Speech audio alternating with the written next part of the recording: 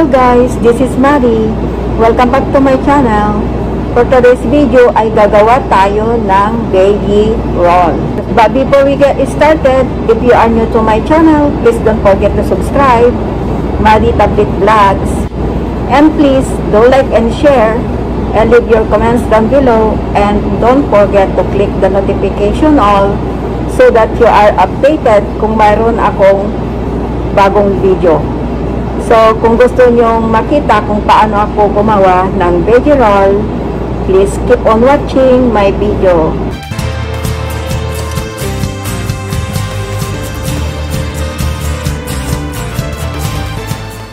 So, ito yung ating ingredients. Ito yung shredded radish, pickled pumpkin. Itong yellow ay pickled radish, and cucumber, carrots, avocado. And dito yung kanin natin at saka whole cut ng roasted seaweed. So, mag-start na tayo sa pag-spread ng kanin. Yung kulay niya ay nagre-reflect yung kulay sa likuran ko. So, ganito lang. Spread natin lang dahan-dahan.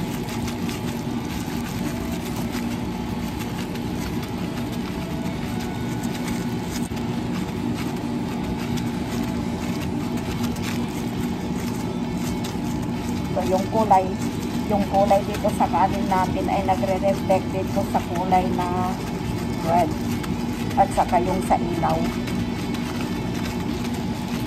Kaya hindi nakikita na puti ang kanin. Iba yung kulay niya.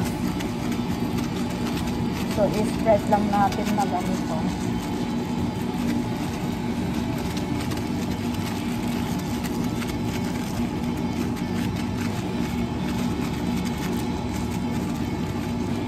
Pare-parehas lang ang pag-spread gaya sa mga previous kong ginawang sushi.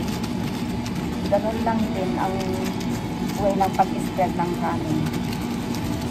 Pero itong veggie roll na gagawin natin ay mag-iiwan ako ng konting space dito. Wala siyang kanin. So, eto, okay na. Ganyan ang itsura pag na-spread na yung kanin dito sa seaweed natin. Ngayon, ay i-sprinkle lang natin ng sesame seed. Roasted sesame seed. Ayan. Ganyan siya. So, ngayon, babalik ka rin natin. Ganyan. So, ang seaweed ay nandito sa ibabaw niya. Ngayon, ilalagay na natin ang ingredients natin. Ito yung ating cucumber. Lagay na natin dito sa medyo harapan.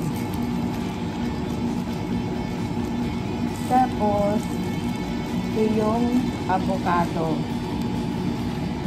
Ayan. Magiging ganyan ang itsura. Tapos, itong carrot natin. Pero itong carrots natin ay na-blanch konti. Mga 2 minutes lang para hindi siya lusak. Saka ito yung ating pickled radish o kaya loko, daikon. Ilagay lang natin dyan. Pagsama-samahin natin yung ingredients. Tapos, ito yung pickled pumpkin. Hindi ko alam kung bakit tinawag ito na pickled pumpkin. Siguro, ito yung stem ng pumpkin. Kasi hindi naman ito o kaya hindi ako sure. Tapos, ito yung shredded radish natin. Ilagay lang natin dyan. O kaya ilagay natin dito sa tabi ng avocado para hindi ma-squeeze yung avocado. So, ang itsura ay magiging ganyan. So, ngayon, i-roll natin. Dahan-dahan. Dapat mahigpit para pag-ikat natin siya, hindi maghihiwa-hiwalay yung mga ingredients. yung daliri natin. Yun ang pang-post natin dito sa batang yan.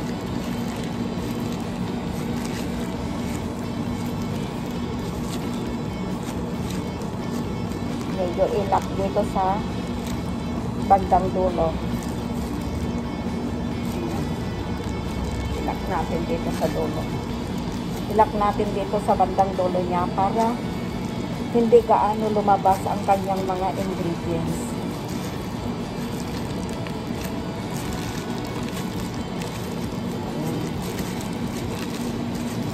So, na-roll na natin. So, ang sunod ay i-shape natin dito sa ating banig. Lagay lang natin dito sa pinakadulo ng banig para magkakasya yung banig natin hanggang dyan sa edge niya. Ganyan.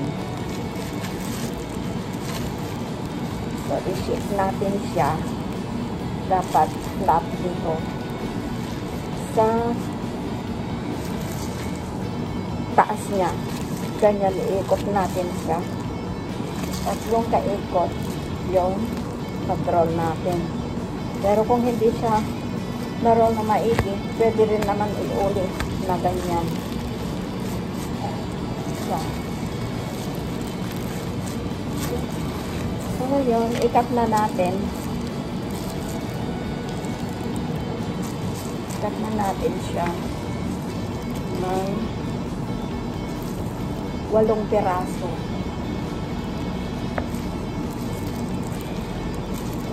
So, yung way ko ng pagkat kasi nito, hinihiwalay ko yung edge niya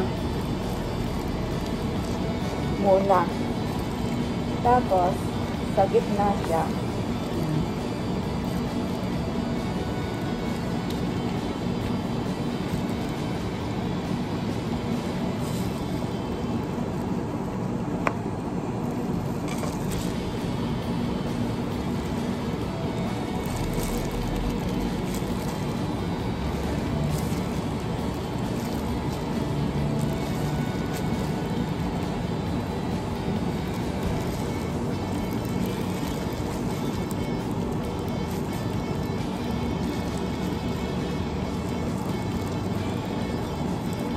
So, ito, tapos na yung ating veggie roll.